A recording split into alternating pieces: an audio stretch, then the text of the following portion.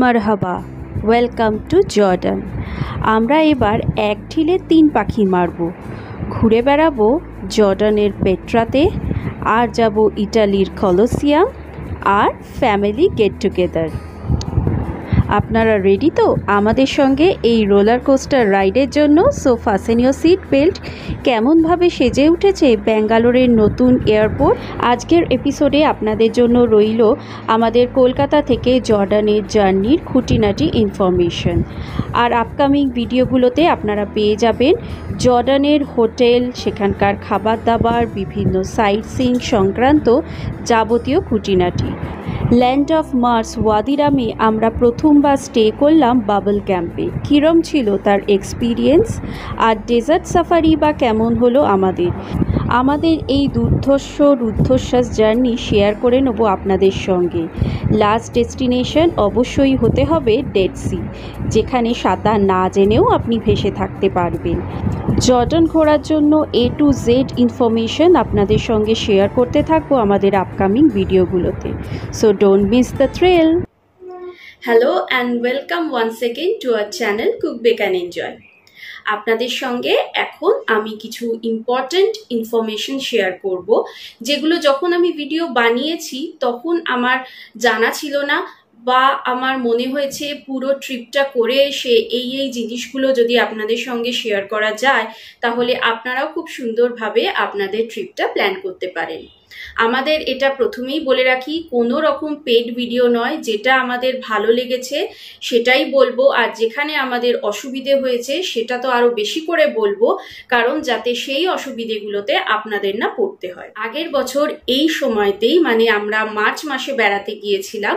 Session break থাকে ছোটদের, আর আমার কাছে তো এটা একদম টেনশন ফ্রি ছুটি, কারণ এই সময় মাথায় খুব একটা চিন্তা থাকে না পড়াশোনার। গরমের ছুটি বলুন, পুজোর ছুটি বলুন, সবসময় একটা পড়াশোনার তারা পেছনে লেগেই থাকে, হোমওয়ার্ক থাকে। তো যাই হোক, আমরা তাই মার্চ মাসের ছুটিটাই বেছে নিই। আর এই মার্চ মাসের ছুটিটা কিন্তু আমরা অলরেডি যে জায়গাগুলো ঘুরে এসেছি সেই জায়গাগুলো ঘোরার জন্য একদম পারফেক্ট।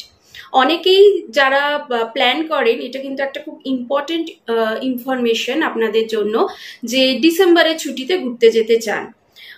কি হয় যে আপনি যখন ডিসেম্বরের ছুটিতে যাচ্ছেন, যখন কোনো ইন্টারন্যাশনাল ট্রিপ করছেন, তখন কিন্তু সমস্ত কিছু, সেটা প্লেন ফেয়ার হতে পারে, সেটা হোটেলের চার্জেস হতে পারে, সব কিছু কিন্তু একটু হাইয়ের দিকে থাকে, কারণ এটা পুরো ওয়ার্ল্ড ওয়াইড কিন্তু একটা পিক সিজন ট্যুরিজমের জন্য। তাই জন্য, কারণ ক্রিসমাসের ছুটিটা কি হয়, সারা পৃথিবীতেই মোটামুটি ছুটি থাকে, আর এই সময় লোকজন খুব বেড়াতে বেরোয়। তাই জন্য ক্রিসমাসের ছুটিতে আপনারা বেড়াতে যেতেই পারেন, কিন্তু দেখবেন যে একই ট্রিপ আপনি করছেন ক্রিসমাসের ছুটিতে যদি আপনি করেন ডিসেম্বর জানুয়ারি মাসে, তাহলে কিন্তু যে খরচাটা আপনি করছেন সেটা কিন্তু অনেক গুণ বেড়ে যায়।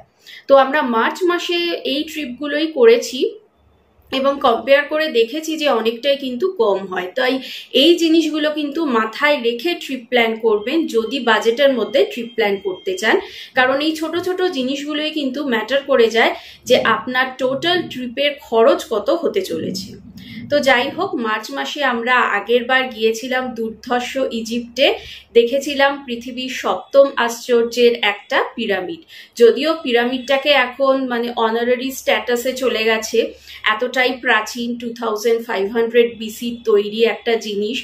দেখলে তো চমকে যেতে হয়, গায়ে কাটা দিচ্ছিল পিরামিডের সামনে দাঁড়িয়ে, সত্যি কথা। আর প্রত্যেকটা ভিডিও আপনাদের সঙ্গে শেয়ার করেছি, আপনারা খুব ভালো লেগেছে বলেছেন ভিডিওগুলো, এবং যে ভিডিওতে আমি ইজিপ্ট কি করে প্ল্যান করবেন সেটা বানিয়েছিলাম, সেটা তো অনেকের কাছেই হেল্পফুল হয়েছে, এবং আমাদের ভিডিও দেখে অনেকেই ট্রিপ প্ল্যান করেছেন, যেটা আমাদের কাছে কিন্তু অনেক গর্বের ব্যাপার, কারণ আমরা কারোকে হেল্প করতে পেরেছি, যার জন্য আমাদের বেসিক্যালি এই ভিডিওগুলো বানানো, সেটা সাকসেস হয়েছে।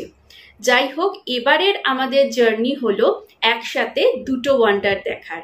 দেখুন, এরকম বেড়াতে যাওয়া তো অনেকেই যায়, হ্যাঁ, কেউ প্রকৃতি ভালোবাসে, কেউ অ্যাডভেঞ্চার ভালোবাসে, তো তারা সেইভাবে জায়গাগুলো চুজ করে। হ্যাঁ, তো আমাদের বেড়াতে যাওয়াটা কিন্তু একটু অন্যরকম। আমরা যে আপাতত ফরেন ট্রিপগুলো করছি তার পেছনে রয়েছে, বেসিক্যালি আমার থেকে বেশি ইচ্ছা হচ্ছে নীলাঞ্জনের যে পৃথিবীতে যে 7ম আশ্চর্য রয়েছে, যে 7 ওয়ান্ডার্স রয়েছে, সেগুলো দেখার। যতদিন শরীর দেবে, মানে শরীরে ক্ষমতা থাকবে, হাঁটুতে জোর থাকবে, পকেট আমাদের পারমিট করবে, চেষ্টা করব যতগুলো পারি দেখার। আপাতত আমরা এই ভিডিওতে আপনাদের সঙ্গে আলোচনা করব আমাদের কলকাতা থেকে পেট্রা জার্নি, কিরকম খরচা হতে পারে যদি আপনারাও পেট্রা ঘুরতে চান। তাহলে চলুন ভিডিওটা তাড়াতাড়ি স্টার্ট করি। আচ্ছা, প্রথমেই বলে রাখি, আমি যাতে কোনো কিছু ভুলে না যাই তাই জন্য একটা পেপারে সব কিছু জট ডাউন করে নিয়েছি, যাতে কোনো পয়েন্ট মিস না যায়। তাও যদি আপনাদের কিছু মনে হয় যে হ্যাঁ আমার জানার রয়েছে, তাহলে অবশ্যই কমেন্ট সেকশনে লিখে জানাবেন, চেষ্টা করব যথাসাধ্য উত্তর দেবার। তাহলে চলুন প্রথমেই শুরু করা যাক যে এই পেট্রা প্ল্যান করতে গেলে কিরম ভাবে আপনাদের প্ল্যান করতে হবে। আচ্ছা, প্রথমেই আসি প্লেনের টিকিট কাটা নিয়ে। যখন আপনি কোনো ইন্টারন্যাশনাল ট্যুর করছেন তখন চেষ্টা করবেন যে 5-6 মাস আগে থেকে যে আপনি যেখানে যাবেন সেখানকার যে প্লেনের ফ্লাইটের টিকিটের দাম কিরকম সেটা নজর রাখার। কিরকম বলছি, আমরা যখন পেট্রা প্ল্যান করতে আরম্ভ করেছি তো তার 5-6 মাস আগে থেকে ফ্লাইটের কিরকম দাম সেটা তো চেক করতে থেকেছি, এবং যখনই দেখবেন যে আপনার মনের মতো দাম বা আপনার যেটা বাজেট সেটার মধ্যে ফিট করছে তখন কিন্তু আপনাকে টিকিটটা কেটে ফেলতে হবে। এবার এখন বিভিন্ন রকমের টিকিট কিন্তু পাওয়া যায়, রিফান্ডেবল, নন রিফান্ডেবল, সেটা কিন্তু একটু বুদ্ধি করে কাটতে হবে। নন রিফান্ডেবল মানে আপনি একটা পয়সাও কিন্তু ফেরত পাবেন না। বিভিন্ন রিফান্ডেবল টিকিট হয়। আমার মতে কিন্তু এখন যা চারদিকে সিচুয়েশন, যেমন আমরা যখন পেট্রা প্ল্যান করছিলাম তখন কিন্তু ইসরায়েলের যুদ্ধ আরম্ভ হয়ে গেছিল, ইউক্রেনের যুদ্ধ আরম্ভ হয়ে গেছিল। তো তখন একটা বেশ টেনশন ছিল কি যাব না সেই ব্যাপারটা। তো ওরকম টাইমে যদি আমাদের নন রিফান্ডেবল টিকিট হয় কোনো কারণে, সেটা হতে পারে যেমন ধরুন কিছু বছর আগেই আমাদের কোভিড হয়ে গেল, সেই রকম কোনো কারণ হতে পারে, বা আপনার শারীরিক কারণ হতে পারে, পারিবারিক কারণ হতে পারে, তো ধরুন আপনাকে ট্রিপটা ক্যান্সেল করতে হলো, তখন কিন্তু আপনার পুরো টাকাটাই মার যাবে, আপনি একটা পয়সাও পাবেন না। তাই একটু বেশি দাম দিয়ে আমার মনে হয় রিফান্ডেবল টিকিটগুলো কাটাই বেটার। এরপর আসি, আমাদের কলকাতা থেকে কিন্তু কোনো ডিরেক্ট ফ্লাইট নেই যে আমি পেট্রা বা জর্ডান পৌঁছে যাব। আচ্ছা, তার জন্য আমাদের কি করতে হবে, একটা ডোমেস্টিক ফ্লাইট নিতে হবে, যেটা করে কলকাতা থেকে আমরা মুম্বাই, দিল্লি পৌঁছবো, বা অন্য কোনো শহরে যেখান থেকে আমরা ফ্লাইট ধরবো হচ্ছে আমানের জন্য। আমরা কিন্তু কলকাতা থেকে প্রথমে গিয়েছিলাম ব্যাঙ্গালোর। তার পেছনে দুটো কারণ আছে। একটা তো হচ্ছে যে আমরা যদি কলকাতা থেকে দিল্লি অথবা মুম্বাই হয়ে যেতাম তাহলে কিন্তু আমাদের টোটাল যে টিকিটের কস্ট সেটা বেশি পড়ছিল। কি করে পড়ছিল আমি বলছি। আসলে আমরা এখান থেকে কলকাতা থেকে গিয়েছিলাম হচ্ছে ব্যাঙ্গালোর ইন্ডিগোর ফ্লাইটে। আমরা কলকাতা থেকে যদি দিল্লি বা আমরা যদি মুম্বাই হয়ে যেতাম তাহলে আমাদের ডোমেস্টিক যে ফেয়ারটা সেটা হয়তো কম লাগতো, কিন্তু আমাদের মুম্বাই থেকে আমান পৌঁছতে যে ফ্লাইটটা আমাদের ধরতে হবে সেটার কস্টটা এতটাই বেশি হয়ে যাচ্ছিল যে সেটার কোনো মানেই থাকছিল না। কিন্তু আমরা দেখলাম সেম আমরা যদি ওই জিনিসটাই আমরা ব্যাঙ্গালোর থেকে করি তাহলে কিন্তু আমাদের অনেকটা সস্তা পড়ছিল। ইন্ডিগোতে আমাদের 3 জনকার, মানে আমি যা কস্ট বলবো সেটা আমরা 3 জন ট্রাভেল করেছি। আমি, আমার হাজবেন্ড নীলাঞ্জন আর আমার ছেলে হ্যাপি। হ্যাপির বয়স 12 বছর, তাই জন্য সমস্ত কিছুতেই কিন্তু ওর ফুল ফেয়ারই লেগেছে। তো 3 জনকার ফেয়ার আমাদের কলকাতা থেকে ব্যাঙ্গালোর পড়েছিল হচ্ছে 20,000। এই 20,000টা কিন্তু আমরা টিকিটটা কেটেছিলাম দিওয়ালিতে, একটা অফার চলছিল। ভাবুন, আমরা মার্চ মাসে গেছি আর আমরা দিওয়ালির অফারে কিন্তু এই টিকিটটা কেটেছি। তাহলে বুঝতেই পাচ্ছেন যে বেশ আগে থেকেই আমরা নাড়াঘাটা করছিলাম যে টিকিটের দামটা কতটা আমরা সস্তায় পেতে পারি। তো আপনারাও এরকম খেয়াল করবেন যে অনেক সময় বিভিন্ন এয়ারলাইন্সগুলো বিভিন্ন অফার দেয়, তো সেই রকম অফারে যদি আপনি টিকিট কাটতে পারেন তাহলে কিন্তু আপনি বেশ লাভই করবেন। এই যে 20,000 পড়ছে এর মধ্যে ছিল আমাদের এক্সট্রা লাগেজ, কারণ ইন্ডিগোর যে ডোমেস্টিক লাগেজের অ্যালাউয়েন্সটা সেটা হচ্ছে 15 কেজি, আর আমাদের যে ইন্টারন্যাশনাল ফ্লাইট আমরা ধরবো সেখানে জেনারেলি 23 কেজি তো অ্যালাউ করে। তো এই মোটামুটি যে 8 কেজির একটা ডিফারেন্স হচ্ছে, আর আমাদের কিন্তু লাগেজ একটু বেশি হয়। আর আমরা যেসব জায়গায় যাচ্ছি সেখানে 3 জনকার গরম জামা লাগবে, প্লাস আমাদের এতদিনের ট্রিপ, তার জন্য 3 জনকার জামা কাপড়ই প্রচুর থাকে, তার সাথে তো বিভিন্ন জিনিস থাকেই প্রয়োজনীয়। তো তার জন্য লাগেজ আমাদের কিন্তু একটু বেশি হওয়ার কথা ছিল এবং হয়েও ছিল। তাই জন্য আমরা কি করেছিলাম যে ইন্ডিগো থেকে এক্সট্রা ব্যাগেজ কিনতে পাওয়া যায়, আপনি পয়সা দিয়ে পে করে আপনি কিনতে পারেন। তো আমরা তাই জন্য পার পারসন 8 কিলো করে এক্সট্রা ব্যাগেজ কিনে নিয়েছিলাম এবং এর কস্ট পড়েছিল প্রতি কিলোতে হচ্ছে 100 টাকা করে। তাই জন্য আমাদের এই যে আমরা 8 কিলো কিনেছিলাম সেটার কস্ট পড়েছিল 800 রুপিস, আর 2400 টাকা হয়। আর এই 2400 টাকা কিন্তু আমি যে বললাম যে কলকাতা থেকে ব্যাঙ্গালোরে আমাদের কস্ট পড়েছিল 20,000, তার মধ্যেই ইনক্লুডেড ছিল। এইটার আর একটা আমরা সুবিধে যেটা গেইন করেছিলাম সেটা হচ্ছে এটা ইন্ডিগো দিয়েছিল। বিভিন্ন এয়ারলাইন্সের রুলস টার্মস কন্ডিশন বিভিন্ন রকম হতে পারে, করার আগে অবশ্যই চেক করবেন, ভালো করে ভেরিফাই করবেন। আমি ইন্ডিগোর আজকে বলছি রয়েছে, আপনি হয়তো 1 বছর বাদে আমার ভিডিওটা দেখে করতে গেলেন, তখন হয়তো সেই নিয়ম বা সেই টার্মস কন্ডিশন নাও থাকতে পারে। তাই জন্য খুব ভালো করে চেক করে সমস্ত কিছু পড়ে তবেই কিন্তু এগোবেন। আমরা যেটা করেছিলাম সেটা হচ্ছে এই এক্সট্রা ব্যাগেজের সঙ্গে যেটা একটা আমরা সুবিধে পেয়েছিলাম সেটা হচ্ছে 48 আওয়ার্স আমাদের হাতে সময় ছিল আমাদের নেক্সট ইন্টারন্যাশনাল ফ্লাইটটা ধরার জন্য। সেটা কিন্তু আপনি এক্সট্রা ব্যাগেজটা যখন আপনি কিনছেন তখনই আপনি কিন্তু এই সুবিধাটা পাচ্ছেন। এবং তার ফলে কি হয়েছে, একটা তো আমাদের ব্যাঙ্গালোর থেকে যাওয়ার জন্য আমাদের ইন্টারন্যাশনাল যে ফ্লাইটটা আমরা নেব সেইটার দামটা কম পড়লো। যদি দিল্লি মুম্বাই থেকে আমরা সেম একই এয়ারলাইন্সের ফ্লাইট নিচ্ছিলাম দেখছিলাম তার থেকে প্রায় 50 to 60,000 মতো আমাদের বেশি পড়ছিল। আর একটা যেটা আমাদের সুবিধে হয়েছে সেটা হচ্ছে আমার ব্রাদার ইন ল মানে নীলাঞ্জনের ভাই থাকে হচ্ছে ব্যাঙ্গালোরে, অনেক বছর ধরে বলছে যে তোমরা এসো, ওরা নতুন ফ্ল্যাট কিনেছে, দেখে যাও, একবার থেকে যাও, তো হয়ে উঠছিল না। তো আমাদের এখানে হাতে একটা দারুণ সুযোগ এসে গেল, 48 আওয়ার্স আমাদের হাতে সময় ছিল। তো আমরা কি করলাম, আমরা ব্যাঙ্গালোরে পৌঁছে গেলাম আর্লি মর্নিং ফ্লাইট নিয়ে, আর তারপরে 1 রাত 2 দিন চুটিয়ে আনন্দ করলাম আমাদের ফ্যামিলির সঙ্গে, দারুণ মজা হলো। আবার ওখান থেকে ব্যাঙ্গালোর থেকে আমাদের ফ্লাইট ছিল আমানের জন্য। তো ওই বলে না যে রথ দেখা কলা বেচা দুটোই হয়ে গেল, আমাদের দুটোই হয়ে গেল। তো আপনারাও কিন্তু বুদ্ধি করে এরকম কিছু প্ল্যান করতে পারেন, কিন্তু যেটা বললাম খুব সাবধান, সমস্ত টার্মস অ্যান্ড কন্ডিশন কিন্তু অবশ্যই আগে থেকে দেখে বুঝে নেবেন। ব্যাঙ্গালোর থেকে জর্ডান পৌঁছতে আমাদের 3 জনকার টিকিট লেগেছিল 90,000। 3 জনকার টিকিট ব্যাঙ্গালোর থেকে জর্ডান আমানে আমরা পৌঁছেছিলাম, মাঝখানে আবুধাবিতে আমাদের লেওভার ছিল। আবার ধরুন আমরা যে কলকাতা থেকে ব্যাঙ্গালোর গেলাম, আমাদের খুব আর্লি মর্নিং ফ্লাইট ছিল, তো সেই ফ্লাইটটা না নিলে আপনি পরেরও অনেক ফ্লাইট আছে কিন্তু সেই ফ্লাইটগুলোর দাম আবার বেশি, আবার অনেক সময় দেখা যায় উইকেন্ডের ফ্লাইটের দাম বেশি। তো এইগুলো কিন্তু আপনাকে মাথায় রেখে ট্রিপটা প্ল্যান করতে হবে, তাহলেই দেখবেন আপনার অনেকগুলো টাকা কিন্তু বেঁচে যাচ্ছে। এবার আসি আর একটা ইম্পর্টেন্ট কথায়, যে আমরা কোনো ট্রাভেল এজেন্সির সঙ্গে আমাদের এই ট্যুরটা করেছিলাম কিনা। আমরা খায়তান এয়ার ট্রাভেলসের সঙ্গে এই ট্যুরটা করেছিলাম। আমরা গতবার যে ইজিপ্টের ট্যুর করেছিলাম সেটাও কিন্তু এই খায়তান এয়ার ট্রাভেলসের সঙ্গেই করেছিলাম, এবং গতবার আমরা এতটাই স্যাটিসফাইড ছিলাম যে আমরা এবছরও ওদের সঙ্গেই এই ট্যুরটা করেছি।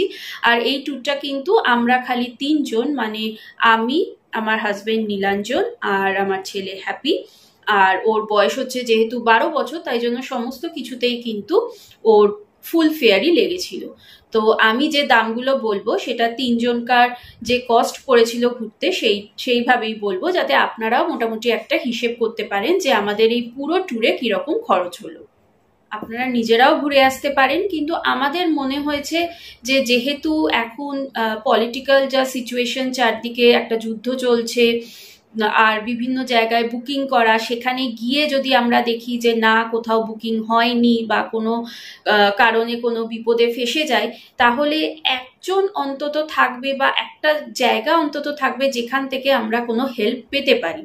তো তাই জন্য আমরা একটা ট্রাভেল এজেন্সি থ্রু দিয়েই গিয়েছিলাম। আপনারা চাইলে কিন্তু নিজেরা করতেই পারেন। আগেই বললাম যে এটা কোনো পেড ভিডিও নয়, তাই কারোকে খুশি করার জন্য বা কারোর খালি ভালোগুলো বলার জন্য আমরা এখানে বসে নিই।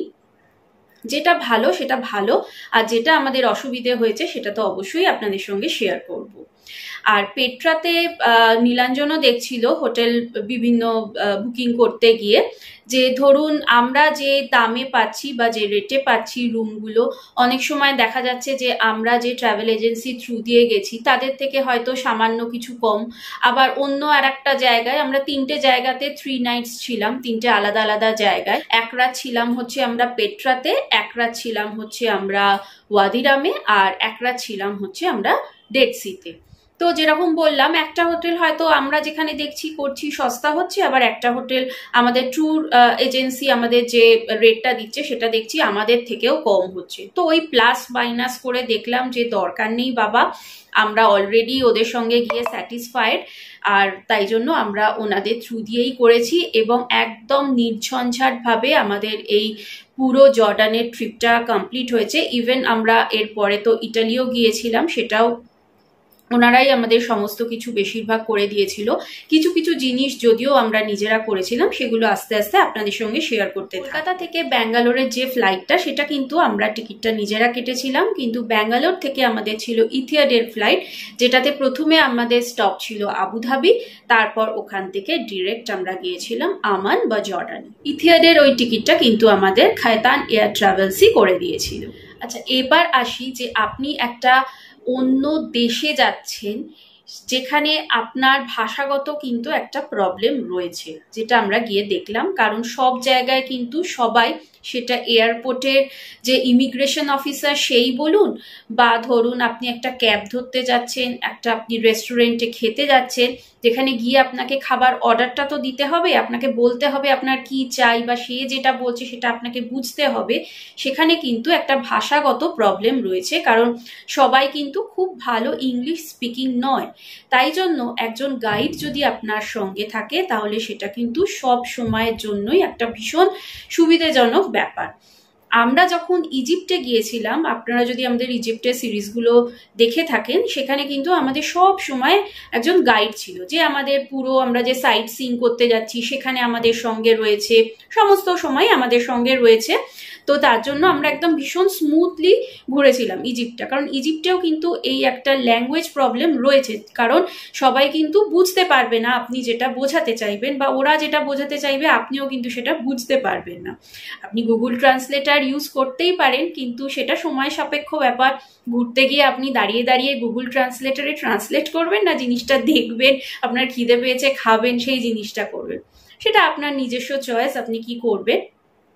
কিন্তু জর্ডানে যে গাইড আমরা বলছি যার কথা, সে কিন্তু হচ্ছে আপনার ড্রাইভার কাম গাইড। মানে আমাদের খায়তান এয়ার ট্রাভেলস যেরকমভাবে আমাদের ট্যুরটা প্ল্যান করেছিল, সেটা হচ্ছে এয়ারপোর্ট টু এয়ারপোর্ট, মানে এয়ারপোর্টে ভেতরেই একজন আমাদের রিসিভ করেছিলেন, যার জন্য আমাদের ইমিগ্রেশনে বা আমাদের জর্ডানে ঢুকতে কোনো অসুবিধে হয়নি, খুব স্মুথলি হয়ে গেছে। ইজিপ্টে আমাদের ঢোকার সময় একটা আমরা ফর্ম ফিল আপ করেছিলাম, এখানে কিছুই লাগেনি, ভীষণ স্মুথলি হয়ে গেছে। উইদিন 2 মিনিটস আমরা বেরিয়ে এসেছি আমরা এয়ারপোর্ট থেকে।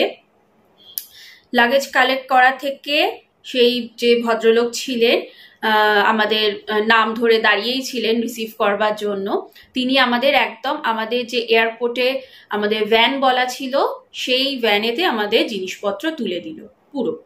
আচ্ছা, এরপর হচ্ছে যে যিনি আমাদের ড্রাইভার ছিলেন তিনি কিন্তু আমাদের গাইড ছিলেন পুরো এয়ারপোর্ট টু এয়ারপোর্ট। মানে আমরা যত জায়গায় ঘুরেছি উনি টিকিট কেটে দেওয়া থেকে শুরু করে, যদি কোনো সেই জায়গায় সাইট সিইং এর জন্য গাইড লাগে, যেখানে যেখানে আমাদের গাইড বলা ছিল, বা ছোটোখাটো কোনো ইনফরমেশন, বা ধরুন আপনি একটা লং জার্নি করছেন, মাঝখানে কোথাও থামা রেস্টরুমের জন্য অথবা রেস্টুরেন্টে থামছেন খাওয়া দাওয়ার জন্য, সমস্ত সময় কিন্তু উনি আমাদের সাথে ছিলেন। উনি ছিলেন আমাদের ড্রাইভার কাম গাইড। তো আমার কাছে তো মনে হয়েছে গাইডটা মাস্ট, আপনার দরকার, না হলে কিন্তু প্রবলেম হতেই পারে। আমরা যেহেতু খুব স্মুথলি ঘুরেছি, আমাদের যিনি গাইড ছিলেন বা ড্রাইভার যিনি ছিলেন ভীষণ ভালো ছিলেন, তো আমরা ওই দিক দিয়ে কিন্তু সেরকম কোনো সমস্যাতেই পড়িনি। আচ্ছা, এই যে আমরা বিভিন্ন জায়গায় বেড়াতে যাই, তার কস্টটা কিন্তু নির্ভর করছে আপনি কত জনে যাচ্ছেন। স্বভাবতই যদি আপনার অনেক বড় গ্রুপ হয় সেখানে দামটা হয়তো অনেক কমে যাবে। আপনি যদি অল্প কিছু, ধরুন আমরা যেমন 3 জনে মিলে ঘুরেছি, আমাদের যা কস্ট হবে একটা 20 জনের গ্রুপে নিশ্চয়ই তার থেকে কম হবে, এটাই আশা করা যায়। আপনি কিরকম প্লেন ফেয়ার কাটছেন, কি দাম পড়ছে আপনার টিকিটের, তারপর যেরকম বললাম কোন সিজনে আপনি বেড়াতে যাচ্ছেন, সেটা পিক সিজন কিনা, তাহলে সব কিছুর দাম বেশি থাকে, খাওয়া দাওয়া, হোটেল, এভরিথিং। আপনি কিরকম হোটেলে থাকছেন, ধরুন একটা হোটেলেই বিভিন্ন ক্যাটাগরির রুম থাকে, ডিলাক্স, সুপার ডিলাক্স, সুইট। তো আপনি যে ধরনের রুম নিচ্ছেন, তারপর ধরুন আমরা যে 3 জনে ট্রাভেল করেছি তাই জন্য আমাদের 3 বেডেড রুম সব জায়গায় লেগেছে, যেহেতু হ্যাপি অ্যাবভ 12 ইয়ার্স, তাই জন্য ওকে তো ফুল একজন পার্সনের যা রেট সেটাই দেয়া হয়েছে।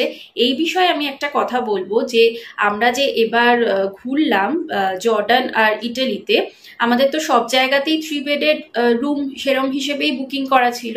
তো আমাদের ইন্ডিয়াতে আমরা বিভিন্ন জায়গায় ঘুরেছি, প্রচুর ঘুরেছি, হোটেলে থেকেছি, সেখানেও এরকম 3 বেডেড রুম আমাদের বুকিং করতে হয়েছে। সেখানে আমরা কি দেখি যে 3 বেডেড রুম বললে একটা ডাবল বেড অলরেডি রয়েছে, নয় একটা ম্যাট্রেস এনে মাটিতে পেতে দিল ধপাস করে রাত্রিবেলা, নিয়ে চাদর ফাদর পেতে নিয়ে বেশ 1,500-2,000 টাকা তার জন্য এক্সট্রা নিয়ে নিল।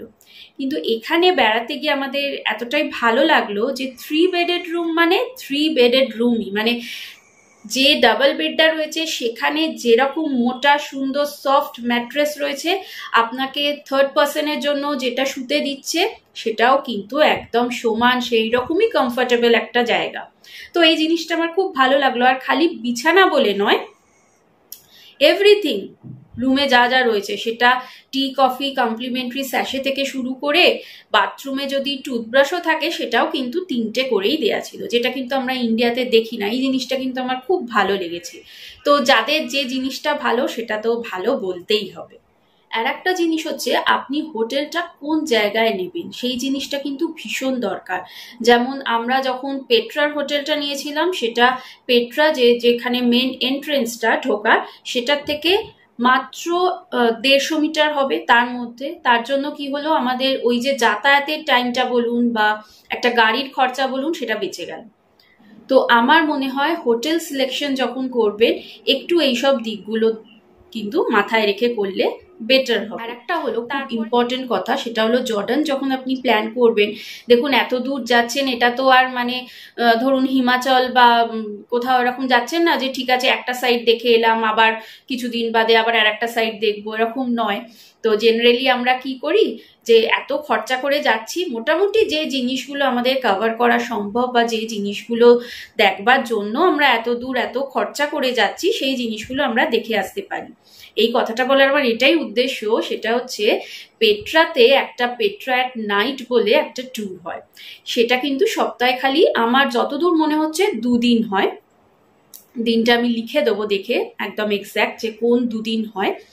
তো চেষ্টা করবেন সেই দিনটা দেখে যাওয়ার, কারণ আপনি ধরুন এমন দিনে ওখানে গিয়ে পৌঁছলেন আর ওখানে 2 দিনের বেশি থাকার সেরকম আমার মনে হয় না কোনো দরকার আছে, তার মধ্যেই হয়ে যাবে। যদিও আমরা একদিন ছিলাম, আমাদের একদিনেও হয়ে গিয়েছিল। যাই হোক, তো আমরা এমন দিন বেছে গিয়েছিলাম যে যেদিন আমরা পৌঁছলাম সেদিনকে আমরা সাইট সিন করতে করতে পৌঁছলাম, পৌঁছে হোটেলে চেকিং করে তারপরে রাত্রিবেলা আমরা গেলাম হচ্ছে ওই পেট্রা অ্যাট নাইটের ট্যুরটা নিতে। অসাধারণ ট্যুরটা, পুরো 4 কিলোমিটার রাস্তা, 10,000 মোমবাতি দিয়ে সাজানো, অন্ধকার ঘুটঘুটে, আপনার পাশ থেকে উঠে গেছে বড় বড় পাহাড়, সে মানে গায়ে কাটা দেয়া একটা এক্সপিরিয়েন্স যাকে বলে। আশা করছি ভিডিওটা আপনাদের সঙ্গে যখন শেয়ার করব আপনারাও সমানভাবে রোমাঞ্চিত হয়ে যাবেন ওই ভিডিওটা দেখে। তো বলবো, যখন আপনি দিনের আলোতে তো অবশ্য পেট্রা ট্যুর করবেনই, কিন্তু যদি পারেন ওই নাইট অ্যাট পেট্রা ট্যুরটা কিন্তু একদম মিস করবেন না, আর সেইভাবেই কিন্তু তাহলে ট্যুরটা প্ল্যান করতে হবে। আচ্ছা, এরপরে আসি যেটা হচ্ছে কারেন্সি। জর্ডানে হচ্ছে জর্ডানিয়ান দিনার চলে, তো আমরা যখন ট্রাভেল করেছি তখন মোটামুটি ছিল আমাদের এখানে 1 রুপিস, মানে ওদের 1 জর্ডানিয়ান দিনার মানে হচ্ছে আমাদের এখানে 125 টাকা মতো। তো বেশ কস্টলি জর্ডান, বুঝতেই পাচ্ছেন। আর জলের দামটাও হচ্ছে ওই ধরুন 1 লিটার জল আমাদের 1 দিনার করে পড়ছিল, মানে ধরুন 125 টাকা। হোটেলগুলোতে মোটামুটি সব জায়গাতেই আপনাকে ওই 1 লিটারের মতো জল ওরা কমপ্লিমেন্টারি দিচ্ছিল, বাদ বাকি জলটা কিন্তু আপনাদের কিনেই খেতে হবে। তো সেই রকম একটা আপনারা আন্দাজ করতে পারেন, কারণ জলটা তো আমাদের রেগুলার রোজই লাগে, যেটার পেছনে আমাদের কিন্তু একটা যে খরচা হবে সেটা আপনাদের একটা আন্দাজ দিয়ে দিলাম। আমাদের ট্রাভেল ডেস্কই করে দিয়েছিল, আমাদের কারেন্সিটা আমরা ইউরোতে ট্রান্সফার করে নিয়ে গেছিলাম কলকাতা থেকেই। আর আমরা যখন আমানে নামলাম তখন ওখানে যে আমাদের গাইড ছিলেন তিনি বললেন যে আপনারা কিন্তু কিছু ইউরো দিনারে কনভার্ট করে নিন, কারণ তাতে আপনাদের যে খুচরো পেমেন্ট করতে, এই যেমন ধরুন আমাদের জল কিনতে 1 দিনার লাগছে, এইগুলো দিতে আপনাদের সুবিধে হবে, বা টিপস দিতে। আচ্ছা, এবার টিপসের কথায় আসি। সেরকম ভাবে আলাদা আলাদা করে টিপসের বলবো না, খুব ম্যান্ডেটরি কিছু ব্যাপার রয়েছে, যেটা কিন্তু ইজিপ্টে ছিল। পার ডে আপনাকে একটা অ্যামাউন্ট ধরেই রাখতে হতো টিপসের জন্য। এখানে হচ্ছে আপনার ইচ্ছে, আপনি ইচ্ছে হলে দেবেন, আপনার ইচ্ছে হলে না দেবেন। আপনি যদি খুশি থাকেন কারোর সার্ভিসে অবশ্যই টিপস দেবেন, কিন্তু সেরকম কোনো বাধ্যতামূলক কিছু নেই।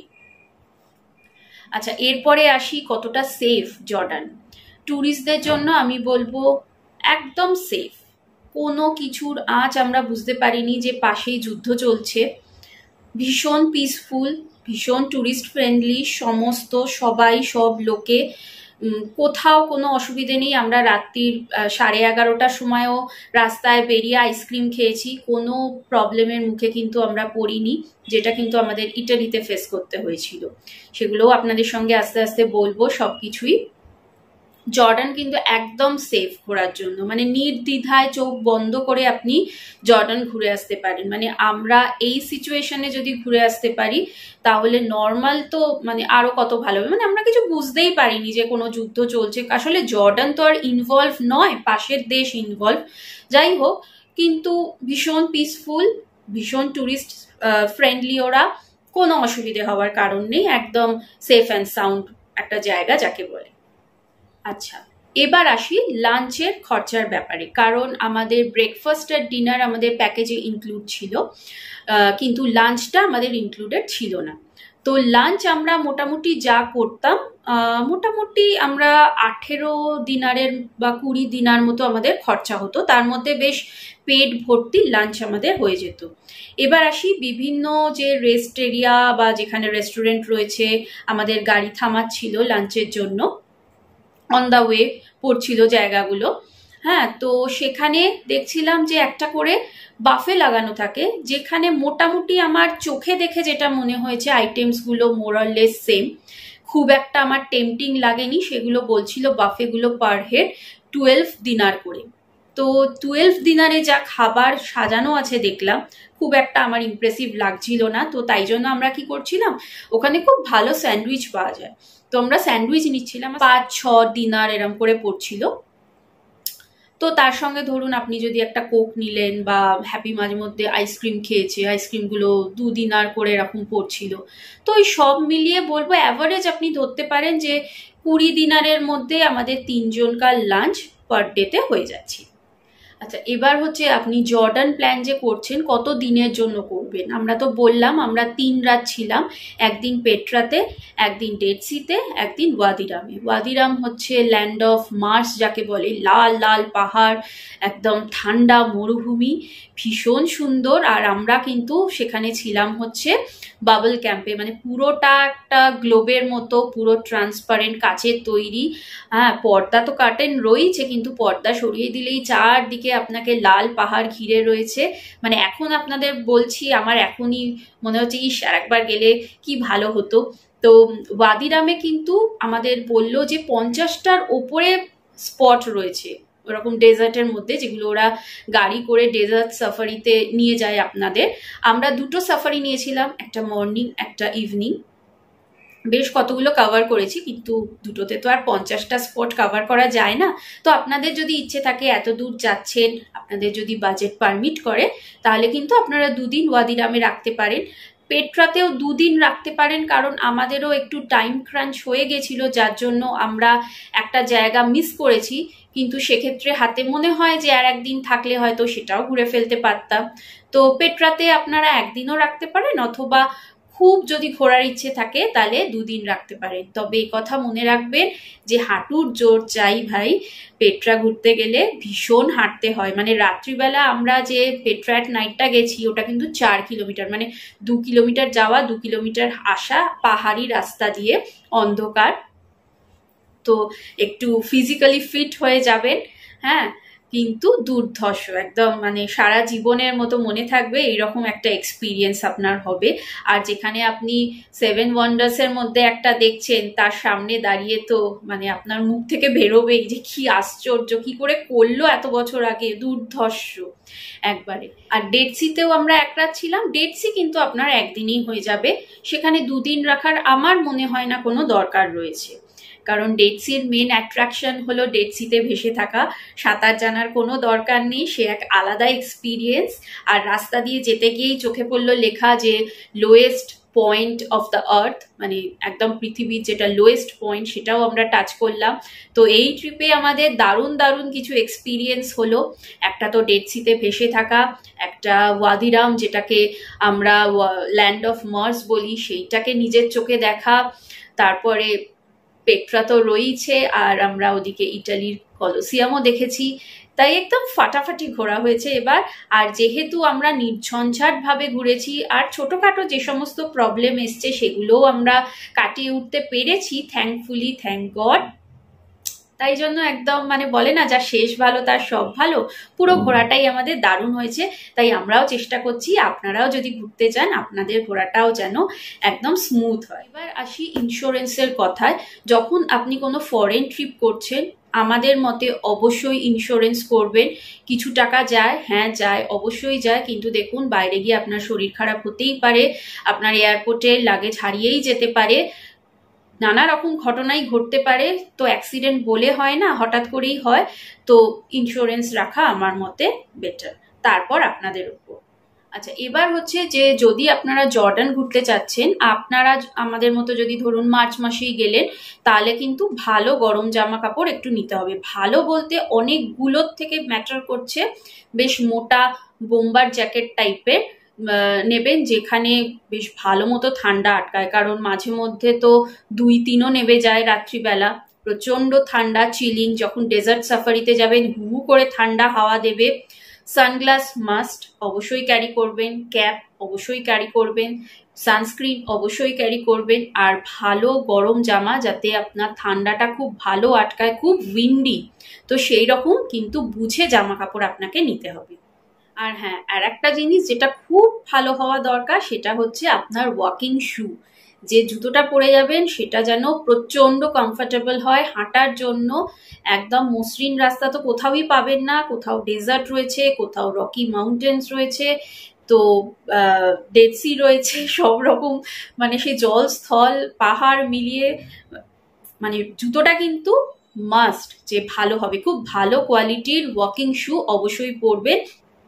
আমাদের জর্ডানে ভিসা অন অ্যারাইভাল ছিল, আগে থেকে আমরা করিনি। ইটালির ভিসাটা সেনজেন্স ভিসা, আমাদের এখান থেকেই আমরা করে গিয়েছিলাম, কিন্তু জর্ডানের ভিসাটা আমাদের অন অ্যারাইভাল ছিল।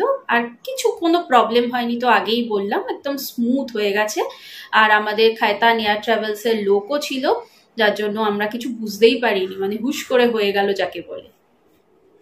আচ্ছা, এবার আসি আরো কতগুলো কথায়। আমাদের সবাইকারই জানা জানা জিনিসই অনেকে আমরা অনেক সময় খেয়াল করি না, ভুল করি। বা ধরুন যারা নতুন ট্রাভেল করছেন তাদের জন্য বলছি যে হ্যান্ড লাগেজ আর কেবিন লাগেজ আর চেক ইন লাগেজ, 3 ধরনের লাগেজ আমরা ফ্লাইটে নিয়ে ট্রাভেল করি। চেক ইন লাগেজ কোনটা? চেক ইন লাগেজ হচ্ছে আপনি এয়ারপোর্টে গেলেন, আপনি বোর্ডিং পাসটা পাবেন, আর আপনার বড় বড় যে সুটকেসগুলো থাকবে সেগুলো আপনি দিয়ে দেবেন আপনি যে এয়ারলাইন্সে যাচ্ছেন তাদের। তারা কি করবে? ওজন করে ট্যাগ লাগিয়ে পাঠিয়ে দেবে। সেটা হলো চেক ইন লাগেজ। আর হ্যান্ড লাগেজ কোনটা? হ্যান্ড লাগেজ হচ্ছে ধরুন আপনার ব্যাকপ্যাক হতে পারে, সেটা ল্যাপটপ ব্যাগ হতে পারে, লেডিসরা যেরকম কাঁধে শোল্ডার ব্যাগ নেয় বা স্লিং ব্যাগ নেয় সেগুলো হ্যান্ড লাগেজ।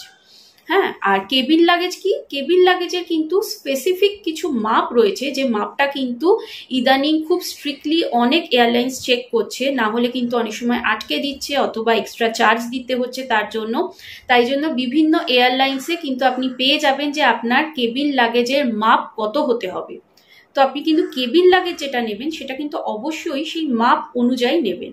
কেবিন লাগেজটা আপনি হাতে করে নিয়েই প্লেনে উঠবেন, প্লেনের ওপরে উঠেই দেখবেন একটা রাখার জায়গা রয়েছে লাগেজ, সেখানে আপনাকে তুলে রাখতে হবে। আর হ্যান্ডব্যাগ যেটা থাকে সেটা সিটের নিচে ওনারা রাখতে বলেন। যাই হোক, এবার আসি জিনিসপত্র গোছানোর সময় খুব ভালো করে খেয়াল রাখবেন। অনেক সময় জেনে বুঝেও বললাম যে ভুল হয়ে যায়। আপনার যদি পাওয়ার ব্যাংক থাকে, বিভিন্ন ব্যাটারি থাকে, সেগুলো কিন্তু ভুল করেও চেকিং লাগেজে ঢোকাবেন না। সেগুলো কিন্তু সব যাবে হচ্ছে আপনার হ্যান্ড লাগেজে, আপনার কেবিন লাগেজে। হ্যান্ড লাগেজে নিলেই আমার মনে হয় বেটার হবে, কারণ সিকিউরিটি চেকের সময় ওরা আলাদা আলাদা প্লাস্টিকের এরকম ট্রে দেয়, যার মধ্যে অনেক সময় ওনারা বলেন যে পাওয়ার ব্যাংক বার করুন, নিয়ে সমস্ত আলাদা আলাদা করে কিন্তু আপনাকে রাখতে হবে। হ্যাঁ, নিয়ে তারপরে সেটা সিকিউরিটি চেক দিয়ে থ্রু হলে আবার আপনি ব্যাগে ভরে নিতে পারবেন। তাই জন্য আর এগুলো কিন্তু চেকিং ব্যাগেজে আপনি যদি নেন সেক্ষেত্রে কিন্তু আপনি বিপদে পড়বেন। তাই বারবার বলছি, ভুলেও আপনার পাওয়ার ব্যাংক, আপনার ব্যাটারি, এগুলো কিন্তু সমস্ত নেবেন হচ্ছে আপনার হ্যান্ড লাগেজে।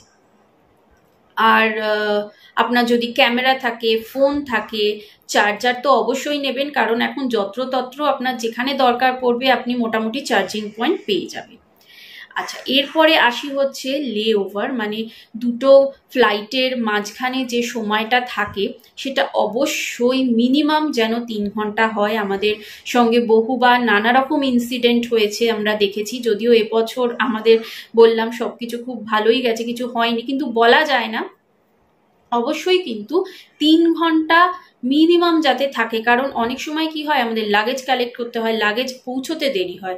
সেক্ষেত্রেও যদি একদম ঘাড়ের ওপরে ফ্লাইট থাকে, 1 ঘন্টার মধ্যে ভীষণ দৌড়োদৌড়ি হয়ে যায়। অনেক সময় কি হয়, ফ্লাইট ছাড়তেই হয়তো প্রথম ফ্লাইটটা লেট করলো, তখন পৌঁছতে অ্যাজ ইউজুয়াল আমাদের দেরি হবে, তখন আবার কানেক্টিং ফ্লাইটটা ধরতেও সেই হাঁপাহাঁপি একটা পড়ে যায়। তাই জন্য মিনিমাম যেন 3 আওয়ার্স অবশ্যই এই লে ওভারের টাইমটা থাকে। একটু খেতে, রেস্টরুম যেতে অনায়াসে হাসতে খেলতে কেটে যাবে, কোনো অসুবিধে নেই। এই লে ওভারের টাইমে এয়ারপোর্টগুলো তো ভীষণ সুন্দর করে সাজানো, যেমন ব্যাঙ্গালোর বলুন, আমরা ফিরেছিলাম দিল্লি হয়ে, দিল্লি বলুন, অথবা ইন্টারন্যাশনাল যে এয়ারপোর্টগুলো, সব জায়গাতেই আপনি রেস্টরুম পেয়ে যাবেন, আপনি ভালো ভালো খাবার জায়গা পেয়ে যাবেন, আপনি আপনার বাজেট অনুযায়ী খেতে পারেন। আর একটা যেটা ইদানিং সবাই করছে সেটা হচ্ছে আপনার যে কার্ড রয়েছে, ডেবিট কার্ড, ক্রেডিট কার্ড, যে কার্ডগুলো রয়েছে তার এগেনস্টে আপনি লাউঞ্জ অ্যাক্সেস করতে পারেন। এবার আপনার কার্ডে সেটা ভ্যালিড কিনা, সেটা আপনি পাচ্ছেন কিনা সেই সুবিধাটা, সেটা আগে থেকে অবশ্যই চেক করে আপনি ব্যাংকের সঙ্গে কথা বলে জেনে নেবেন। আর যদি আপনারা ওটা অ্যাভেল করতে চান, তাহলে এয়ারপোর্টগুলোতে এরকম বিভিন্ন আজকাল লাউঞ্জ হয়েছে, যেখানে সুন্দর মানে বসার জায়গা রয়েছে, সোফা রয়েছে, যেখানে আপনি বেশ কিছুক্ষণ বসতে পারেন, আরাম করতে পারেন। রেস্টরুমগুলো পরিষ্কার, খাবার দাবারগুলো বেশ ভালো। আমরা যেমন ফেরার সময় একটা লাউঞ্জ অ্যাক্সেস করেছিলাম এরকম কার্ডের এগেনস্টে, যেখানে খুব সুন্দর বাফে ছিল আর রেস্টরুম ছিল, বসে ভালো গা এলিয়ে আপনি সোফায় বসে থাকতে পারেন কিছুক্ষণের জন্য, এবং এর জন্য কিন্তু আপনাকে কিছুই পে করতে হবে না। অনেক সময় হয় যে 20 রুপিস করে কাটে, ওটা আবার কার্ডের রিটার্ন ব্যাক হয়ে যায়, এরকম থাকে, এক একটা এক এক রকমের। যাই হোক, তো আপনাদের কার্ড যদি সেরকম থাকে তাহলে কিন্তু আপনারা এই লে ওভারের টাইমে এই লাউঞ্জগুলো কিন্তু অ্যাক্সেস করতে পারেন। আচ্ছা, এরপরে মেন যে জিনিসটা, যেটা সবাই জানতে চান, যে আমাদের এই জর্ডানের ট্রিপটাতে মোটামুটি তাহলে কিরকম খরচা হলো। আমরা যেহেতু জর্ডান আর ইটালি একসাথে করেছি, একটা ছোট্ট ফ্লাইট ছিল 5 ঘন্টার মতো, আর আমরা ইউরোপ পৌঁছে গেছিলাম, আর ইটালিটাও আমরা একসাথে ঘুরে ফেলেছি তাই জন্য। তো আপনারা খালি জর্ডানটাও করতে পারেন। তো জর্ডানটা আমরা বললামই যে খায়তান এয়ার ট্যুরস অ্যান্ড ট্রাভেলসের সঙ্গে আমরা করেছি। কন্ট্যাক্ট পার্সনের নাম আমরা আমাদের ডেসক্রিপশন বক্সে শেয়ার করে দেবো, যদি আপনারা চান ওনার সঙ্গে কথা বলে আপনাদের বাজেট মতো ট্যুর প্ল্যান করতেই পারেন। এমন নয় যে আমাদের মতোই ঘুরতে হবে, আপনারা অন্যভাবেও ঘুরতে পারেন, আপনাদের পছন্দ মতো হোটেল ওনাদের বলতে পারেন, ওনারা সেইভাবেও করে দেয়।